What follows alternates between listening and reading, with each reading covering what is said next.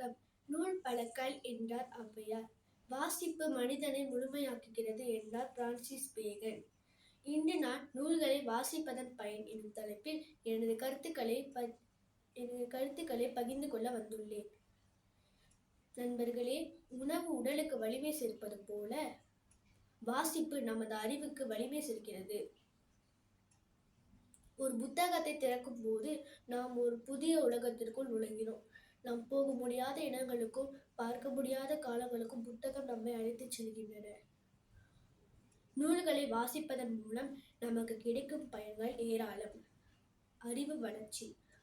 பாட புத்தகங்களை தாண்டி பொதுவான நூல்களை வாசிக்கும் போது நமது பொது அறிவு வளர்கிறது. சொற்களிச்சம். புதிய சொற்களையும் மொழியின் அழகையும் நாம் கற்றுக்கொள்கிறோம். இது நம் பேச்சு திறனையும் எழுத்து திறனையும் மேம்படுத்துகிறது. சிந்தனை திறன். கதைகளையும் கட்டுரைகளையும் வாசிக்கும் போது நமது கற்பனை திறன் தூண்டப்படுகிறது. இது ஒரு சிறந்த மனப்பயிற்சியாகும். மன அமைதி. நல்ல புத்தகங்கள் நமக்கு ஒரு சிறந்த நண்பனை போல் ஆறுதல் அளிக்கின்றன. கவலையான நேரங்களில் நம்ம மனதிற்கு அமைதியை தருகின்றன.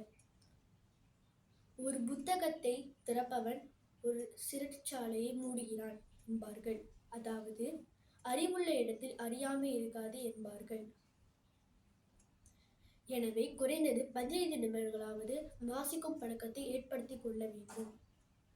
கைபேசியில் நேரத்தை செலவிடுவதை குறைத்துவிட்டு புத்தகங்களோடு நட்பு கொள்வோம். அறிவார்ந்த சமுதாயத்தை படைப்போம். வாய்ப்பளித்தமைக்கு நன்றி. வணக்கம்.